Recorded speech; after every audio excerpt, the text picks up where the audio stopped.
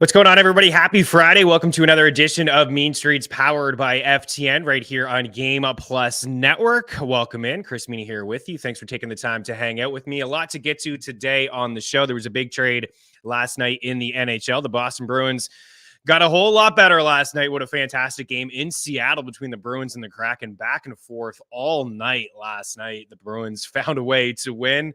I don't know how they're doing it. They are just on pace for the best ever season in the NHL, and they look really good. And as I mentioned, the rich got richer as they picked up Dmitry Orlov last night. The defense core in Boston, legit. We're going to break down that trade in a little bit. We got some NHL picks and props for you a little bit later on in the show as well. And plus, we are going to dive into the Stanley Cup odds. We've been showing them over the past couple of days, couple of weeks. Of course, we're just days away from the NHL trade deadline.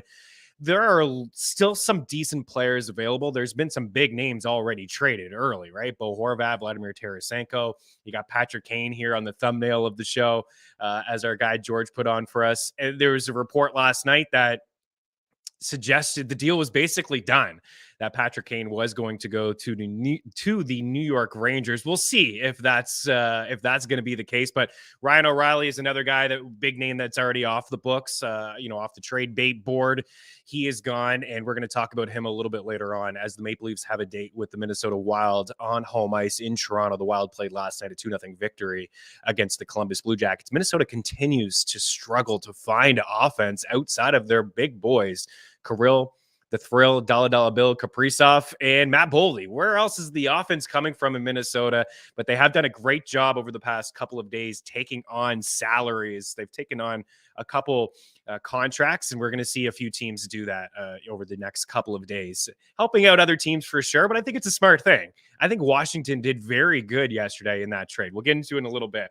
Daily Handle in the house. Let's go. Happy Friday means happy Friday to you as well. G. Ren's in the house. How long is the show? Oh, giving me the gears here. Giving me the business. I like it. You got to be on time for your own show. You really do have to be on time for your own show. A little bit late here today. G-Rens, welcome in. Usually we stream live on our FTN Network YouTube page Monday to Friday at 12 Eastern. Had some technical difficulties on my end. It is snowing like crazy here on the East Coast. No excuses, but we're happy to have you. This show also on Game Plus Network. There are commercial breaks in this show, usually around 45 minutes, 46 minutes of airtime. The producers over at Game Plus Network are rolling their eyes like, nah. You go like 48 minutes. You go long all the time. We have to cut you short. So welcome in, G-Rens. If you're just new to the show, we do appreciate you stopping by. As I mentioned, we got some NHL picks. We're going to take a look at the NFL draft board. I got some NFL draft board props for you. First quarterback off the board. Where's Bijan Robinson going to go? Where is he going to go? He's going to be the first running back off the board. But where? Where is he going? Where do you want to see him go? What does it mean from a fantasy standpoint on All In Football? Also on Game Plus Network and our FTN Network YouTube page with Jake Seeley, myself, and stepmom Lauren. We dove into some potential landing spots for Robinson. Would he be a top 5 running back if he was on the Philadelphia Eagles? What if the Cowboys just cut Zeke, let Tony Pollard go, and drafted Robinson? Would he be a top 5 back there? Would he be a top 5 back with Miami? Or would they just bring in 3 or 4 other running backs like they did last season with Mike McDaniel and company? So some NFL talk, some MLB talk, spring training today. Welcome to spring training. 2 games around the diamond today. We're not going to get into spring training picks and things like that. We got our guy MLB Dream. He joined us yesterday. He's going to dive into all of that stuff, but we will be keeping tabs on spring training news. I'm going to be talking velocity for pitchers. Robbie Ray, is the velocity down? We take all that stuff with a grain of salt, but we're going to cover it here on the show. We're going to keep an eye on spring training news. And I think the biggest thing really is pitching, is velocity on pitchers. Is it uptick, downtick, new pitches that they've maybe developed in the offseason, things like that we will address on the show. We're going to take a look at round 4 of high stakes leagues and at BC drafts over the last 2 weeks. Actually, sorry, 6 weeks. I took a look at the last 6 weeks. So high stakes drafts, people are putting their hard-earned bucks. We got a sample size of over 400 drafts. Just going to give you a look of the players that are going in the 4th round. We've been doing this. We took care of the first 3 rounds. We're going to dive pretty deep, as yesterday we touched on the AL West. And I don't know if I was thinking a lot about it after, especially with the Halos and Shohei Ohtani with MLB Dream. This is what I think is going to happen. I think that the Angels are actually going to compete this season. Now, that is a hot take in itself right off the get-go.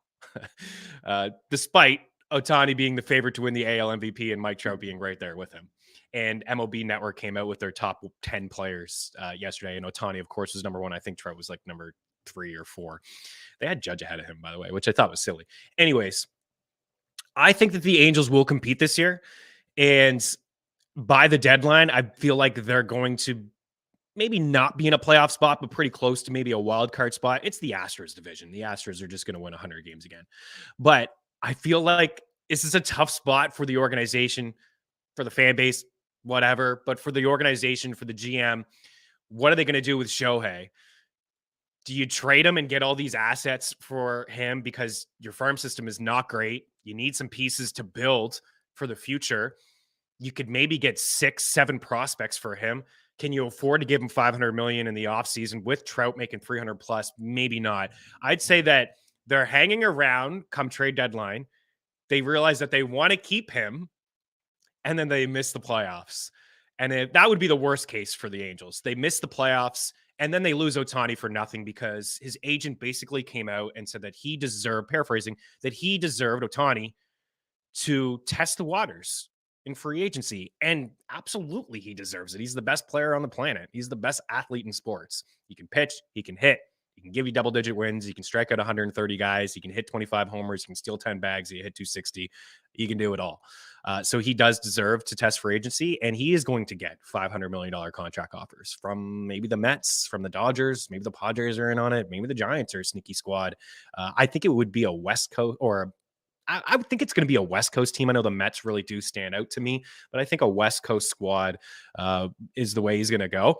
But the Angels make bad decisions. They have a history of making bad decisions. Anthony Rendon signed him after that World Series run. He was fantastic with the Nationals. I always called them the Nationals as they missed the I one time back in the day on their jerseys. And then also Albert Pujols, right? Just bad contracts after players have already finished their prime or at the end of their prime. They have a history of making very bad decisions. But I think that they're in a very tough spot. And I do believe that they are going to do what they can to hang on to him and try to make a pitch to sign him. But ultimately, they are going to have to make the postseason for him to stay in Halo. Daily handle, going to be tough for the Angels means pitching good enough, rotation and pen. No, it's not. It's not good enough. It's improved. It's improved, but it's not good enough. It's not good enough. The one thing I do like their lineup up and down, if Trout can stay healthy and Renfroe can stay healthy, Rendon, maybe they can get 100 games out of him, 120. It is asking a lot, I think, at this point, because he's only played about 150 in the 3 years. But I don't believe the rotation or the bullpen is good enough. I do believe it is improved, but ultimately that will be the reason that I think that this team misses the playoffs. But that's going to be a huge storyline to follow all year long, Shohei Ohtani and what's going to happen with him and the Halos. We're going to take a quick break. We're going to dive into the NHL, that trade. I have a promo code for you that ends today at midnight. $1 off FTN bets. $1. All picks across all sports projections tools. And I have some NHL picks for you guys as well. We'll dive into that early before we get into some NFL and some MLB talk on Mean Streets. Keep her locked. We'll be back in a couple. Hang tight.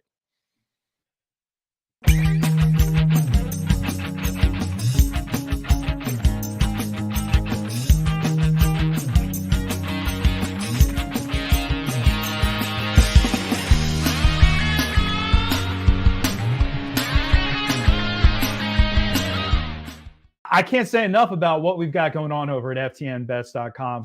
At FTN Bets, your bankroll can be profitable. With the FTN Bet Tracker, you can tell your favorite experts across all sports, including the NFL, NBA, and Major League Baseball. Welcome back to Mean Streets here on Game Plus Network. I'm your host, Chris Meaney. And with our premium content, you can take your bets to the next level. Only $49.99 a month.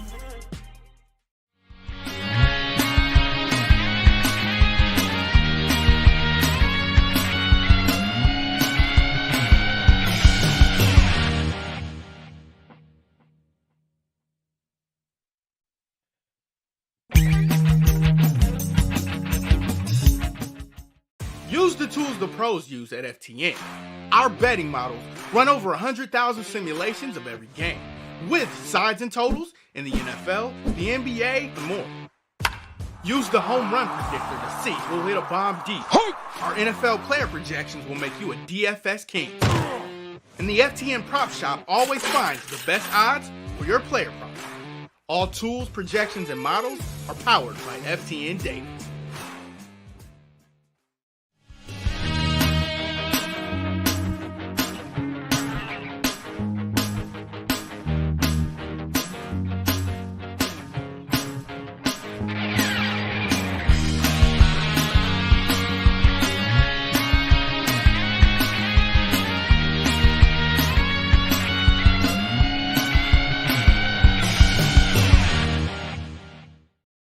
Welcome back in. George in the break. Sox and Angels on the first tee, October 31st, Rivera Country Club.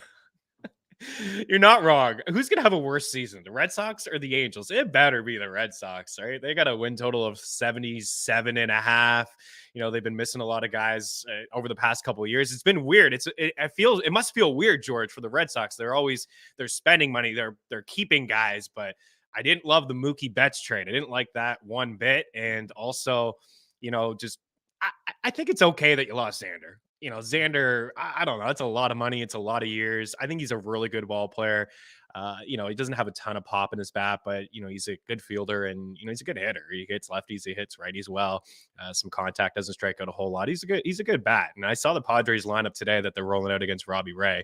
And of course, it is a good lineup without Fernando Tatis Jr. at the top of it as of now. He's still serving a suspension, but Xander, Machado, I think they had Soto, and then they went Cruz as well. So, yeah, a lot to like about the San Diego Padres offense this year, and not so much, I don't think, about the Red Sox or the Halos. It may be a long year, but if you are a Boston Bruins fan, you're not even worried about the Boston Red Sox. Last night, an unbelievable game against the Seattle Kraken. I don't know how they do it. This is a team that seems to find a way every single night. 44-8-5. They have 93 points through 57 games this season in the NHL. They rolled out their backup last night against the Kraken, and the Kraken beat them earlier in the year in Boston 3-0. And I thought Seattle was the better team last night, but Boston found a way to tie the game late after giving it up with about 3 minutes left. They tied it up late, and then they took the lead. And we were pretty happy about that, having the Bruins in 60. We got a little lucky there. But I want to talk to you guys about the trade. There was a trade that went down last night. And I think, you know, Washington realizing that they're out of it. They're not going to be able to make a run. You know, losing Ovechkin for a week and a half basically put them out of it. They lost several games in a row, and then they lost last night to the Ducks. So good on the Caps. I feel like, you know, if you're a fan of Washington, you're like, you know, that stinks. Why not? We could make a run and get in, and who knows, we could upset the Bruins or whatever. But I think, you know, it was good on management to realize, like, they should be sellers. And I think they did very well here. A first, a second, and a third. They're going to retain 50% of Dmitry Orlov's contract. You see the Minnesota Wild chipping in again. They were involved last week, you know, the third team, I think, in the Ryan O'Reilly deal, retaining 25% of Orlov's contract. They get a fifth-round pick just for doing that. It's smart. You don't think, a fifth-round pick may not be much, but, man, there's been some gems in the NHL in the fifth, seventh round. Plus, you can package some of those picks to move up in drafts or obtain something else. Billy Guerin hasn't really impressed me as a GM in Minnesota in his time there, but he has done a good job over the past couple of weeks acquiring some picks to take on some cap. But Dmitry Orlov is I think, a really good defenseman.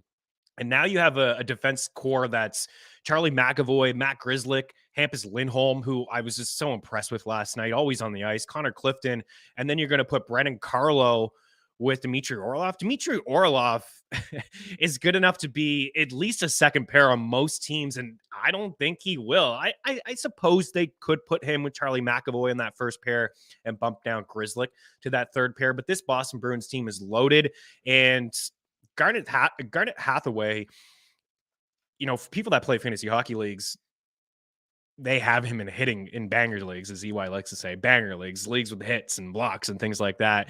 Hathaway is one of the better fourth line players in the NHL. He's going to add a lot of grit to a team that already has a ton of it and a lot of sandpaper and stuff. So you really do need that. You know, it's you know, you can laugh about the grit and the sandpaper. It's as Mayo took a shot at me years ago talking about grit and sandpaper for NHL players, but ultimately he is going to add a lot to that fourth line. So Boston, Not breaking any news here. Clearly the team to beat. Quan, do you want to show the Stanley Cup odds? Things have changed just a little bit, but use our prop shop parlay calculator, get the best possible odds, guys. These are from FanDuel, and you see the Bruins up at the top. DraftKings, I think, has them now at like 425. Not a lot of value to grab the Bruins, but certainly one of the surprise teams in the NHL because, myself included, I thought maybe they take a little bit of a step back. They were going to start the season without Brad Marchand, without Charlie McAvoy. They started the season without both of those guys. Patrice Bergeron, a little bit older, but his defensive game is still top notch. The Bruins outscore a lot of teams when he is on the ice. Jake DeBrusk has been fantastic this season. David Krejci bringing him back after taking a year off in the NHL. He's been amazing. And David Pasternak's playing for a new contract, and this guy's going to get 13 plus million. I mean, absolutely, I think he's going to because he's one of the best goal scorers in the NHL. So not a lot of value there with the Bruins, but I still think the Rangers here at 14-1, despite if they get Kane or not. I don't see a lot of holes on this squad. If they get Patrick Kane, it would be a lethal top six, to Tarasenko and Panarin and Trocheck on that second line. You put Kane up on that right side with Kreider and with Mika Zibanejad. You get the kid line with Hedl and Capo and Lafreniere, who played really good in the playoffs last year. And those three guys have been playing really good over the past 6 weeks or so. And then Igor Shesterkin, who hasn't been that great this season. Last year winning the Vezina, I think he could have made a case for him to win the Hart Trophy. He is a really good goalie, and he could flip a switch at any moment and turn it on. In the playoffs, a hot goalie can ride you a long way. Just ask the Canadians in the bubble when Carey Price took them basically the distance. 14-1, I think, is a pretty good bet. I would like to see the Dallas Stars do something, add something, another player offensively. I still view them as a one-line team. They've had some contributions from Jamie Benn this season and Tyler Seguin, but they need somebody else. It just can't be Jason Robertson, Joe Pavelski, and Rupe Hintz. And of course, they're very strong in goal with Jake Ottinger. And that's the key to me. I want to put my money on a team that is really, really strong in goal. And that's why I don't mind the Winnipeg Jets on the right side at 25-1. The Colorado Avalanche are starting to get healthy. They're closing the gap on the Jets and the Stars for the division. But I really do like Connor Hellebuck as a goalie. I think he's good enough to steal a couple series, plus their top six is lethal. Mark Scheifele's playing good hockey. Blake Wheeler's playing good hockey. And of course, Nikolai Ehlers and Kyle Connor. These guys can light the lamp with the best of them, and I really do like Pierre-Luc Dubois down the middle. I would like to see the Jets maybe add somebody on the blue line. I know I like Lowry as a third-line center as well as a nice defensive center. It's good in the draw. I think they're pretty deep down the middle. I would like to see them add somebody on the blue line. I have concerns about the Penguins. Definitely the Capitals are no longer, in the picture. There's a couple teams, on this board. Well, one that's not on this board that I don't think is going to win the Stanley Cup, but the Detroit Red Wings and the Buffalo Sabres are playing really good hockey at the moment. The Sabres had a nice victory last night against the Tampa Bay Lightning, and the Detroit Red Wings continue to win hockey games. These are two teams that you can get at plus 330, plus 400 to make the playoffs. Of course, it's a risk. It's going to be an amazing race in the East, especially for the wild card spots. I think we already know the Lightning and the Leafs are playing first round. Boston is locked into that top spot. It looks like Carolina, New York, and New Jersey. We could get a nice battle between the Rangers and the Devils. We haven't seen that in a few years. That should be really good. But a lot of teams knocking on the door for those two wild card spots. The Islanders, the Panthers, you got the Sabres, you got the Red Wings.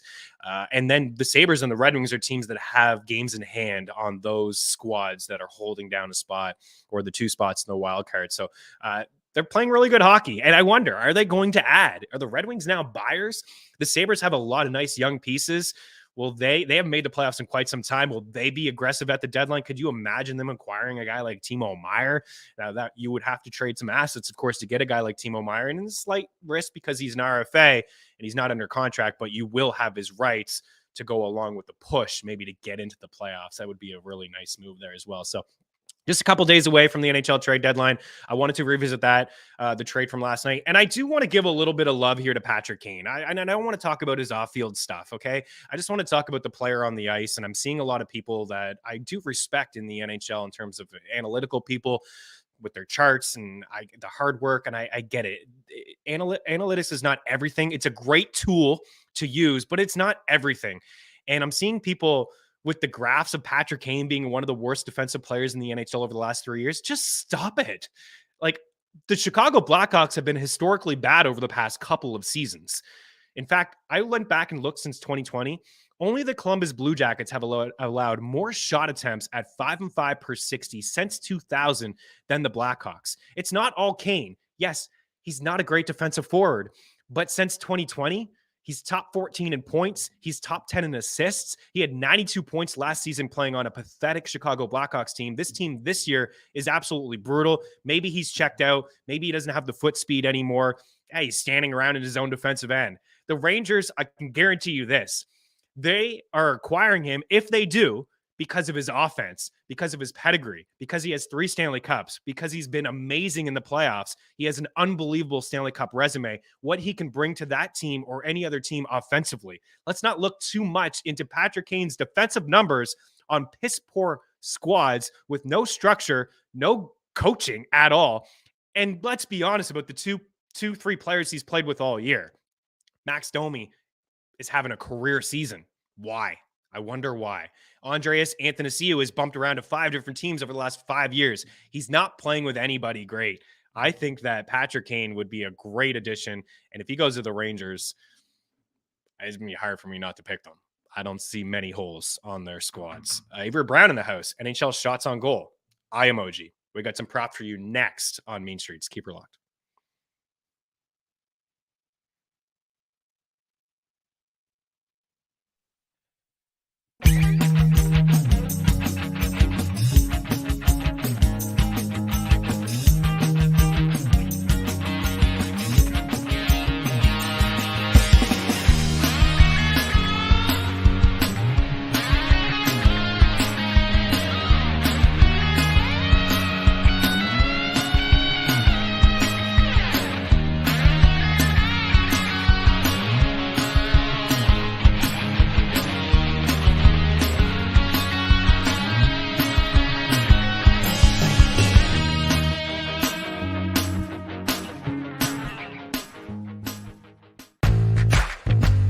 At DraftKings Sportsbook, you can bet on nearly any sport imaginable. The NFL, the NBA, college football, college basketball, golf, the NHL, tennis, Major League Baseball, MMA, and more. Download the DK Sportsbook app on iOS and Android operating systems, as well as on your desktops or in mobile browsers. Get the best bonuses using promo code FTN. Remember, the only way to gamble responsibly is to win.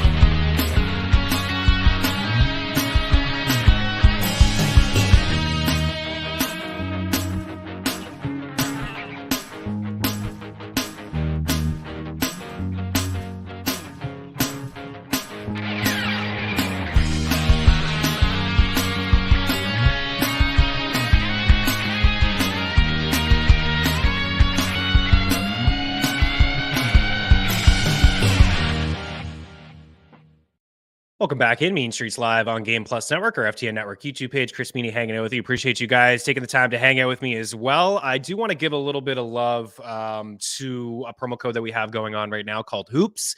Promo code Hoops. And if you use that promo code, link inside the description of this video over at ftnbets.com/free. We also are running 3-day trials for free over at FTN Bets and FTN Daily. If you're uncertain, but $1 using the promo code Hoops will get you the FTN betting package. Included in the FTN betting package, all the picks, of course, for myself, but from everybody across all sports. I mentioned spring training is happening right now. MLB Dream was fantastic. Josh Gross, fantastic. Over 300 units won in tennis alone. Plus, he's amazing around the diamond. We'll have some NFL draft props moving forward, but the NBA, good push here in the second half of the NBA and the NHL. And we have a lot of guys that are super sharp in college basketball as well. Mike Randall, Mike Kutry. These guys are crushing it every single night with their basketball props and picks. So using that promo code HOOPS will get you the package for $1. And not only do you get the picks across all the sports, You get projections, you get tools, you get all the articles. I know a lot of FTN Bets articles that we have, including the one that I wrote yesterday on Tuesdays and Thursdays, are free. I put in 3 picks with a few bonuses. We had a decent night yesterday in the NHL. And also the Discord channel. That we have Discord channels for every single sport. And this was the night last night. Appreciate it. George running it. So we're kind of pumping my tires here a little bit, but it's all about finding consistency. It's tough. We're obviously going to have our bad nights as well. I went 0 for 5 the other night. So it's about consistency. Nothing actually makes me feel better when I do this show than to hear people having success, to see green screens in the Discord channel. And I'll admit, it bums me out when people are losing money. I'm trying to not only create a distraction, but maybe put a few bucks in people's pockets. And I'm not going to lie. I mean, I'm a hockey psycho. I'm watching all of these games. So we did have a pretty good day yesterday, as you can see. Ultimately, I think we went 10-2. We had Adrian Kempe for 2 shots, which we did not get. And we had Connor McDavid for 5 shots, which we did get. But Toffoli and Mikael Backlund, how about Mikael Backlund every single night, this guy? And we talked about Toffoli and Backlund yesterday, even though it was the second half of a back-to-back, having the spot against Vegas. Backlund's been basically automatic. He's a top 15 fantasy hockey player over the last 30 days in leagues with shots, hits, face-off wins, blocks. I know not everybody plays in those formats, but he's hitting the score sheet. He's a Daryl Sutter guy. Like, Sutter is leaning on this guy. He's now in the first power play. He's killing penalties. He plays in all situations, and he's been among the leaders in ice time among Calgary forwards for the past 2 months. He is a guy that has been playing some big minutes for Calgary, and he's been very successful and in terms of his own game and also for us here betting. George, I don't know who bet on the Penguins money line because that was not in the bet tracker, dude. Adrian Kempe for a point. We got lucky with a couple. I'm not going to lie. We have to get lucky. Luck has to be on our side a little bit. Jack Hughes had 2 shots heading into overtime. He finishes with 4 shots. Jake DeBrusk has the goal late in the game to get the point. The Bruins to win in 60 in regulation. We had a little bit of luck on that side immediately. Whiskey after the first period. Yeah, because that game was over a handful of minutes in it. Yeah, we got lucky with Andrei Kuzmenko, a point. I think he extended his point streak to 5 games. What we talked about yesterday with Kuzmenko, the game before, he had a career high in ice time. He tied his career high in shots with 5. He had 2 goals, right? He's getting leaned on as the Canucks are shipping players out of their lineup. And Kuzmenko is playing alongside Elias Pettersson, who's been one of the best players in the NHL over the past, year and a half. He really has. So we did have a little bit of luck on our side and maybe a little bit of unluck. Everybody in the Oilers basically had 2 points last night. How does Zach Hyman playing with Connor McDavid and Leon Draisaitl not pick up 2 points? Are you kidding me? They put up like 7 or 8 goals last night, but we did not get 2 points. But David Pastrnak and Tyler Toffoli as well. So with all of that said, yeah, we had a great night in the NHL. The PrizePicks video went 4 for 5. Our guy, Mikey, Daily Handle, Mikey. Yeah, Mikey Isimo. We got lucky with that too. He picked up his 3rd shot in the last shift. So you got to be a little bit lucky. The process did.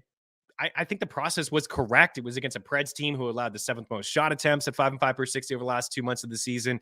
And Mikey was getting an opportunity to play on the top line, and he had the 2nd most ice time among San Jose forwards last night. So you may view him as a 4th line player, as like a kind of, bottom 6 player, but the Sharks, with Timo Meier on the trade block, they're not playing him. They're not risking him getting hurt. So you're getting an opportunity. Well, he is. Other players are getting opportunities for more ice time. So hopefully we can continue the trend.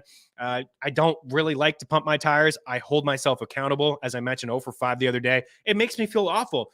George is crushing whiskey at 5 minutes into a hockey game when I would just like to see him have some success. But George, maybe let's stick to the picks that we give on the show. I don't know who told you Penguins money line last night. Maybe I got a little bit excited about Crosby against Connor McDavid, but we do appreciate all the support. Just wanted to bring the attention that not only are you going to get the NHL picks, you're going to get everybody's picks using that promo code, and it expires at midnight tonight. Hoops, $1, ftnbets.com. And if you want to hang out longer than a month, you can use promo code Meaney, save yourself a little bit of cash. I will walk through everything with you guys. If you're new to betting, I will walk through your strategy, bankroll management. You can DM me in the Discord channel. Always a great conversation in the NHL betting and even the other sports as well. Sharp minds across the board, not just people that are employed at FTN. Our subs are super sharp with edges as well all the time. I got to give a shout out to one of our subs.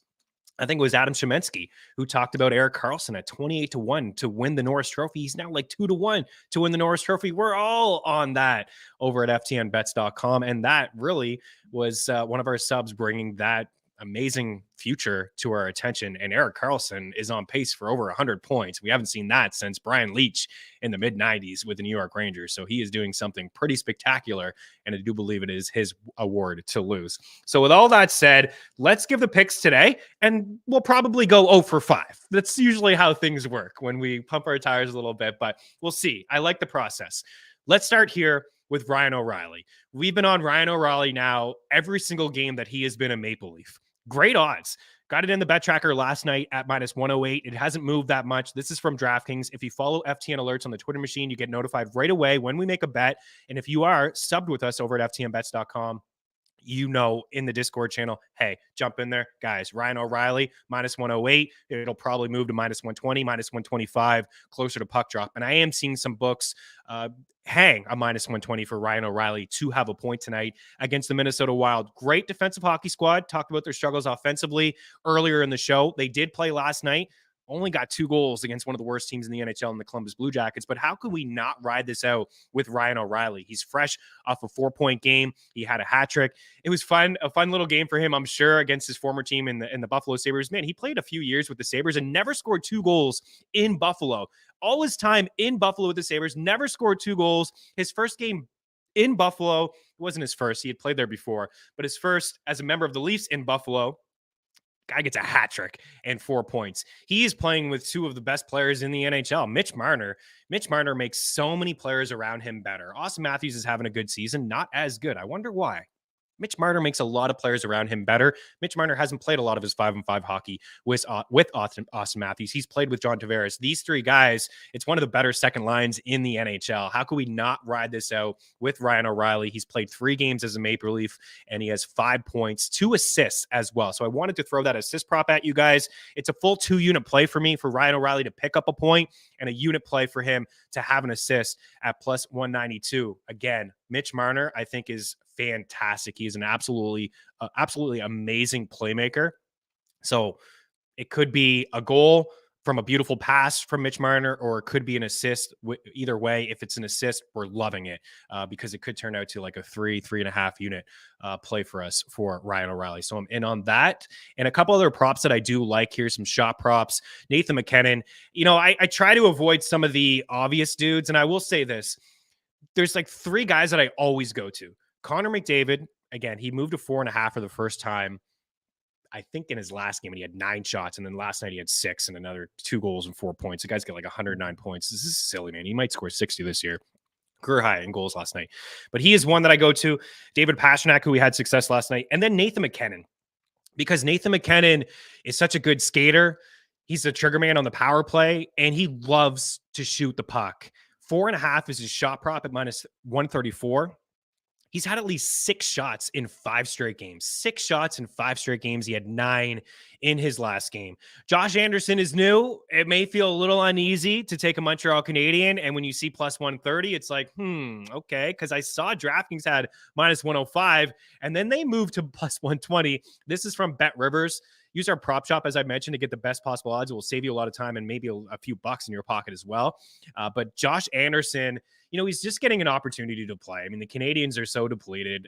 They have the most man games missed in the NHL. They've had a lot of injuries. It's no excuse why they're a bottom 10 team. They'd be a bottom 10 team regardless, but no Kirby Dach again. And, Josh Anderson's playing up front with Nick Suzuki, who's Montreal's best pass first player. And for Josh Anderson, the ice time is just increasing.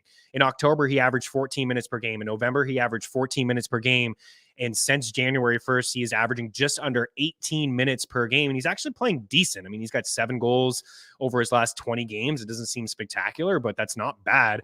And most of all, he's just shooting the puck. He's cleared this number in 5 straight games and 7 of his past 8. And he's got a matchup against the Philadelphia Flyers. And over the last 6 weeks, according to the Natural Stat Trick, 5-5 per 60, the Flyers are inside the top 10 in shot attempts and shots allowed. So it is a pretty good matchup for Josh Anderson. Seth Jarvis, another guy here at +135. That also from Bet Rivers. And you see, I also have him for a point and I have him for an assist. He's got 6 points in his last 2 games. He had a hat trick against the Canadiens on February 16th. And his last game against the Blues, he picked up a goal and 2 assists. He's on that top line with Sebastian Aho, who's a great pass first guy as well, and Andrei Svechnikov. And Seth Jarvis had a really quiet season. He was all over the fantasy hockey draft kit. I am sorry. My apologies, because I know that you dropped him. I had to drop him myself.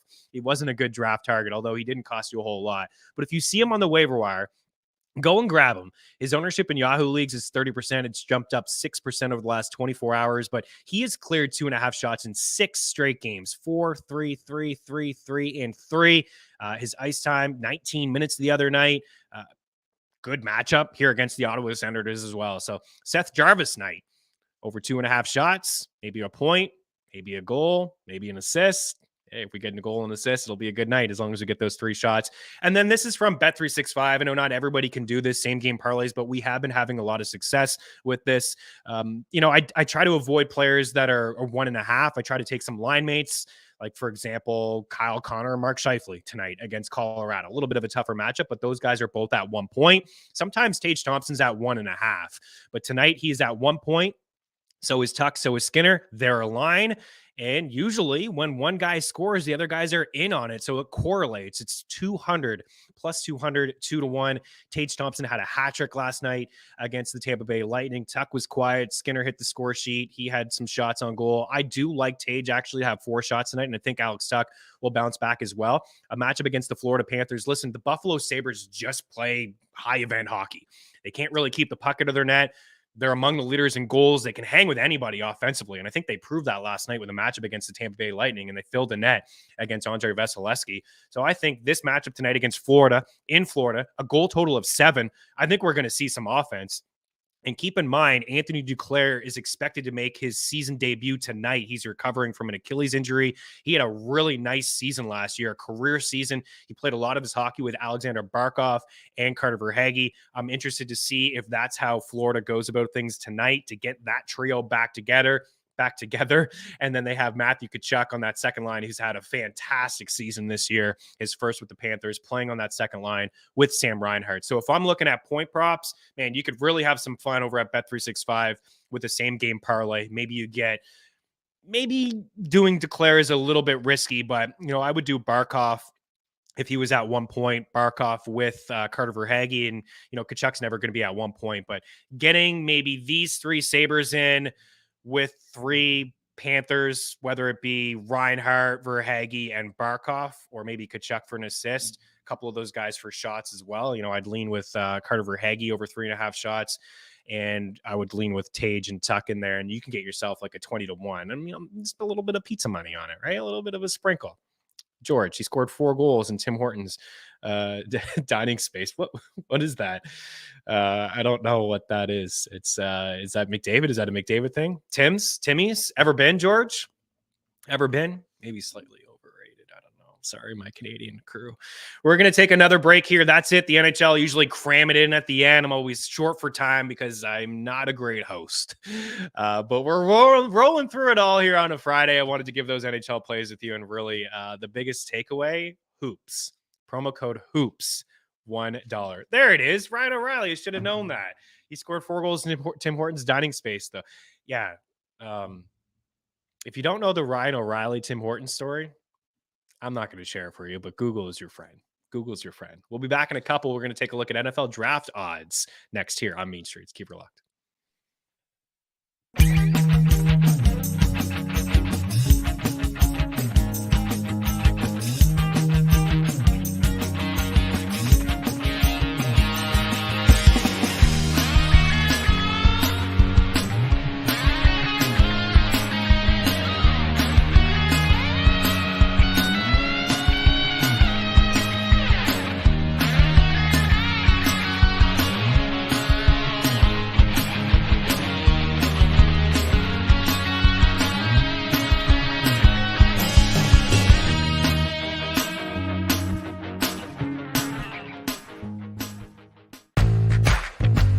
At DraftKings Sportsbook, you can bet on nearly any sport imaginable. The NFL, the NBA, college football, college basketball, golf, the NHL, tennis, Major League Baseball, MMA, and more.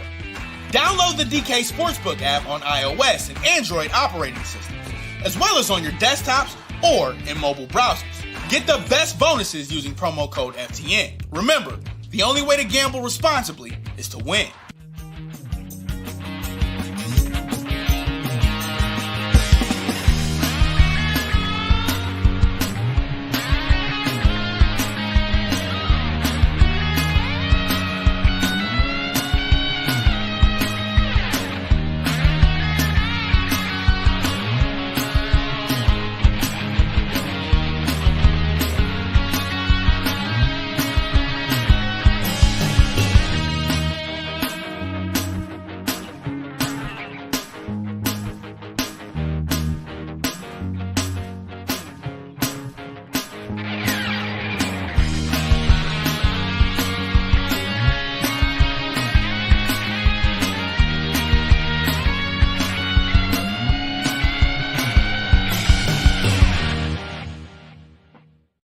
Welcome back in. We're still feels like a long way away from the NFL draft. We still have to talk NFL free agency, and we've talked a little bit about that here on Mean Streets over the past month or so. A lot of really nice running backs that are going to be available for teams like Josh Jacobs, Miles Sanders, of course, Saquon Barkley. How did I not lead with Saquon is what the Giants fans will tell me. But Saquon, Josh Jacobs, Miles Sanders, Dave Montgomery, man, Alexander Madison too. I mean, you got Jeff Wilson, Raheem Mostert. There's a lot of intriguing running. I'm sure I'm missing a couple off the top of my head, but there's a lot of running backs out there that are going to change teams. We'll talk about Bijan Robinson in just a little bit, but first I want to show you the draft board, just in case. Show you guys the draft board, the order.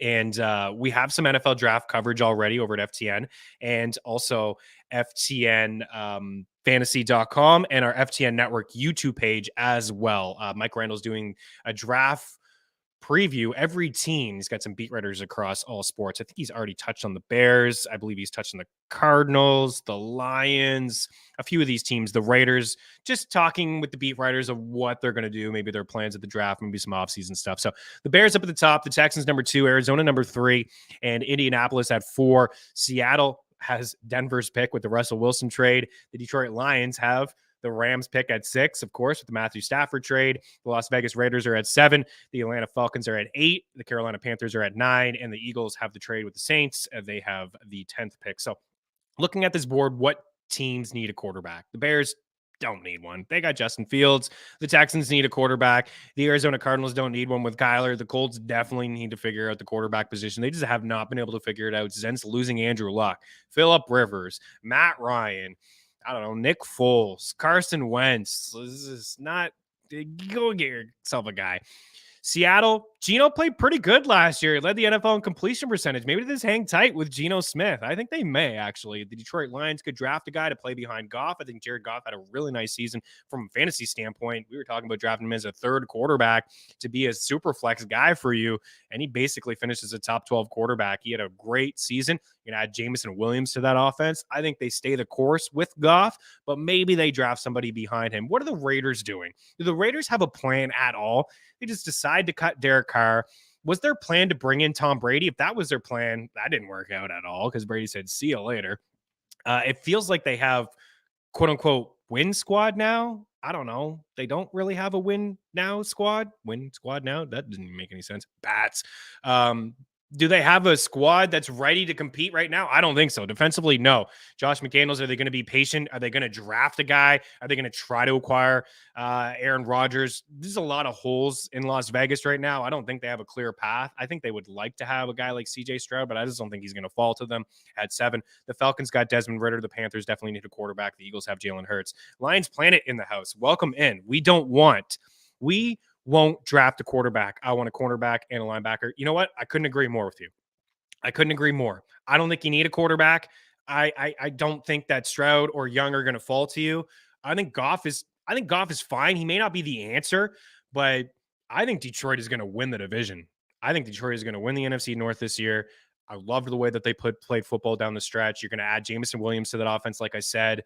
If DeAndre Swift can stay healthy for a full season for the first time in his career, that would go a long way to having some success. But, the Packers just don't have it anymore. I think they're going to rebuild. I think Rodgers may end up staying there, but it doesn't matter. He had one of his worst seasons of all time. He threw more picks than he did, and I think in the last 10 years of his career, and the lack of weapons. There's a lot of question marks in Green Bay. And Minnesota, we know about Minnesota offensively, they can bring it, but defensively, they had really no answers at all. So I agree. I would like to see, if I was a Lions fan, I'd like to see a corner or a linebacker there for sure. What are the Bears going to do? Are they going to trade back? They could potentially trade back. If I were the Bears, I would trade back. I would get a couple picks. There's a lot of holes on the roster. You can still get a guy that you want if you trade back to, say, the, 5, 6, 7 spot. I don't know if you get Jalen Carter, but you may be able to get, still going to get a really solid player. So with all of that said, I think the Texans are going to get Bryce Young, but I think there's a possibility that a team could leapfrog the Colts, for example, or the Raiders, get into that one spot. I don't know if it's Carolina. I don't know if it's the Raiders. Heck, it may be the Colts. Maybe they want to jump the Texans to get Bryce Young, but I think CJ Stroud would be interesting there. Let's show you the draft board according to the draft odds according to DraftKings on the 4 quarterbacks. Bryce Young is favored at 200, minus 200. CJ Stroud at plus 250. Will Levis at plus 550. Anthony Richardson at plus 600. I think Richardson is a project, but you know what? He may have the most upside. This is a league where we are seeing dual threat quarterbacks have success. He has made some nice throws. Decision-making, I don't know if it's where it needs to be. His accuracy is not totally on point, but, I think you can coach up some of these guys. We've seen guys like Josh Allen, Jalen Hurts, struggle with accuracy and, building a supporting cast around them with good coaching, I think, could go a long way for sure for Richardson. And there's been some rumblings of teams trading up and drafting him first overall. I don't see it. Maybe that's a little sprinkle at 6-1, but I think CJ Stroud is worth it at plus 250. I think we could see a team move up and grab him. And if not, I do believe he will fall to the Colts. When I watch all the film and the tape, I kind of like CJ Stroud the most out of all 4 of these quarterbacks. I think Will Levis is... I think the picks are unfair. 2 years ago, he had a better supporting cast. He had a better season last year, not so much. And there were a lot of interceptions. Not a lot of it was on him, but certainly some decision-making and accuracy issues for sure. But I like his the body type. I think he's got a decent arm as well. And I think is another guy that can certainly be coached up, but plus 250, CJ Stroud, don't be shocked. And maybe a little bit of pizza on that Richardson. Plus 600 to be the first pick overall. I'm going to share Daniel Jeremiah's mock with you in the next block because I want to talk about another draft prop, and it's Bijan Robinson. That next on Mean Streets.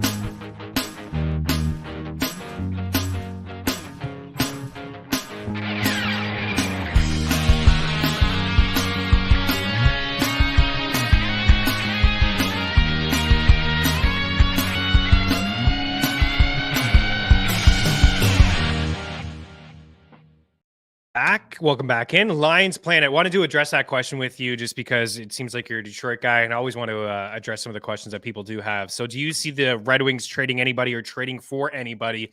Man, if you would have asked me 2 weeks ago, I didn't ever think that they were going to trade Dylan Larkin. I thought that they would find a way to keep him, the captain, Michigan boy, future. I just always felt like they would find a way to keep him.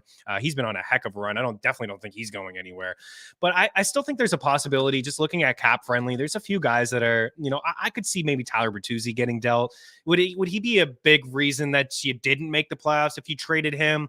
If he's not part of the future plans, maybe you ship him off. It's been a rough couple of years for him, staying healthy, some off the ice issues as well. But I think he could help a team, and maybe in the bottom six. I still think he does have upside to be like a top six winger, maybe help out a power play.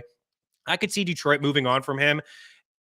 I don't know who they would get. I don't know if they're going to really make a lot of noise to grab like a Timo Meier or maybe a John Klingberg or someone like that. I don't know. But I would say they're closer to buyers than sellers. They're right there. They're in a playoff spot, or they're not. And they're playing really good hockey at the moment. They're getting good goaltending as well from Billy Huso, correct? Yes. So Daniel Jeremiah, I want to share this quickly. He had Young. I mean, he's super sharp, a lot sharper than me. He had Young at 2 to the Texans. He had CJ Stroud at 4 to the Colts. He had Will Levis at 7 to the Raiders. And I kind of like all of those, just kind of, bringing up the draft odds, wanted to just maybe an opportunity to sprinkle some cash and things like that. But ultimately, I do believe that it probably falls that way. But I think that you could see a team get super aggressive. Like, again, if I'm the Bears, like, trade back. Come on. You're going with Fields, trade back, get some assets, get some more picks. And then we would see potentially a Stroud or Richardson go first overall. He had Richardson go into your Lions planet with pick 18, though. Pick 18. Detroit also another pick in the first. Quentin Johnson to the Chargers at pick 21 or 22, I do believe. That'd be a nice little fit. Also had Bijan Robinson to the Tampa Bay Buccaneers with the 19th pick. As Quan, do you want to here we go. This is from DraftKings. The Eagles are favored to get this guy. Are you kidding me? As much as I think it would be super fun, I think we would have to talk about him being a top 5 running back behind that offensive line. No Miles Sanders, Kenneth Gainwell, keeping his third down role. That would be, it would be definitely very, very exciting, explosive offense already. But I would not like to see the Eagles do that selfishly. And Howie Roseman doesn't really have a history of doing this. I mean, he's going to take a corner, I think, or, an edge rusher. The Eagles have dominated the line of scrimmage for years, and he's done a great job through the draft of doing that. Don't ask him to draft a wideout. Devontae Smith kind of fell into his lap. Had to trade for A.J. Brown. Don't ask him to draft a wideout, but he can certainly draft, some defensive players and some corners, and he has a good history of doing that sort of stuff. But Robinson's fantastic in Texas last year. In 2022, he had 1,500 rushing yards. He had 18 rushing touchdowns. He only had 19 receptions for 314 yards, but he can catch the rock. He had 60 catches in 3 years with Texas, just shy of 900 receiving yards and 8 receiving touchdowns to go along with 33 on the ground. Some fun environments here, like Buffalo would kind of be fun. I just don't see the Bills doing that either. This is a team that doesn't want to run the football. I think they need to run the football. They can't be just so one-dimensional. That's my issue with the Bills. They need to run the rock, but Josh Allen's there. Also, Jalen Hurts is there. So would Robinson actually be a top 5 running back because of all the rushing touchdowns that Hurts could steal from him? Probably not. The Cowboys at 4-1, as Avery Brown checks in, release Zeke, and then sign B Wags. Yeah, I don't know. They could go this route. We've seen Jerry, of course, draft Zeke very early. I don't see it happening. I really don't. But the Cowboys could release Zeke, maybe bring him back on a shorter deal, restructure that, let Tony Pollard walk potentially. That would be interesting. Still a decent offensive line. I don't see the Falcons doing it. Tyler Algier, I know there's no comparison between the two, but I think they got a guy, Tyler Algier. The Ravens are very interesting at 10-1. The Buccaneers are on this list. If you believe Jeremiah at 22-1, I don't see it either. I could see the Lions doing it at 20-1. I could also see the Carolina Panthers doing it, even though they have a ton of holes. But how about the Miami Dolphins there at 25-1, right? You add an explosive running back like him to that offense. Mike McDaniel, what he does, very similar to Kyle Shanahan, what he's done over the course of his career with running backs. These two coaches have been linked together for years and years and years. And we saw a little bit of that in Miami. Very similar offense to San Fran. And we know that Raheem Mostert, Jeff Wilson are all unrestricted. So that would be a fun environment, right? It really would with Tyreek and Waddle and Tua. I think at 25-1, 25-1 is not bad. Avery, my bad. I was driving. Dude, don't drive and text. Do not do it. Be safe out there, especially if you're north of the border. The roads are slippery. And we do appreciate you hanging into the show, watching on your commute, and also contributing to the show as well. I love the fans and the viewers and everybody of Mean Streets. You guys, you certainly make my day. You make my week. We have one more block here next on Mean Streets. Keep it locked.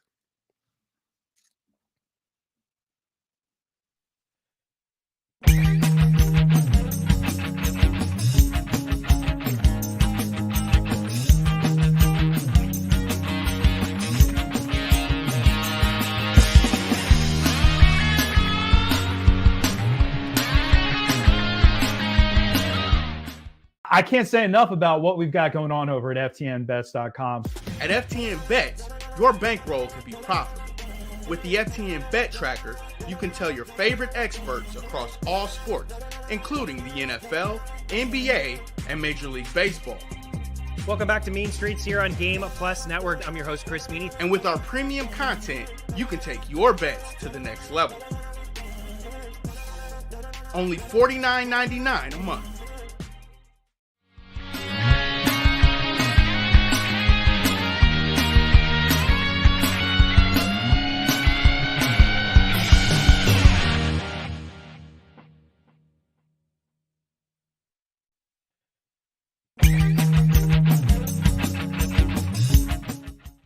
Use the tools the pros use at FTN.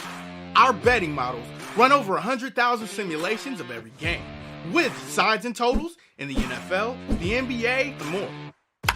Use the home run predictor to see who'll hit a bomb deep. Our NFL player projections will make you a DFS king. And the FTN Prop Shop always finds the best odds for your player props. All tools, projections, and models are powered by FTN data.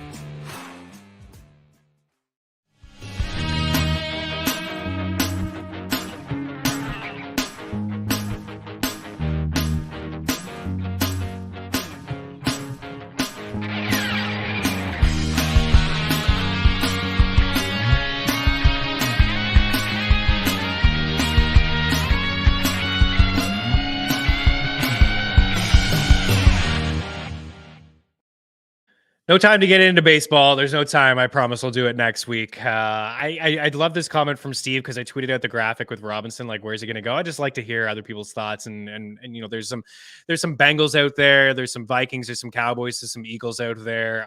Jeremy, our guy Pope, says Atlanta feels like the spot. Doesn't know why. But this comment here from Steve kills me. If Bijan goes to the Chiefs, there's officially no God. No God. It's the Chiefs world. We're just living in it. That's it. It's what we said all the time. Patrick Mahomes and company. Promo code for you. Hoops, $1. It expires tonight at midnight. Hoops, $1. All picks across all sports over at ftnbets.com. Tools, projections, Discord channel. It is all there for you. Ryan O'Reilly for a point tonight. I think he picks up a goal and an assist. Josh Anderson for 3 shots. Seth Jarvis for 3 shots and 2 points. Have a good night, a great weekend. We'll talk to you on Monday. Cheers.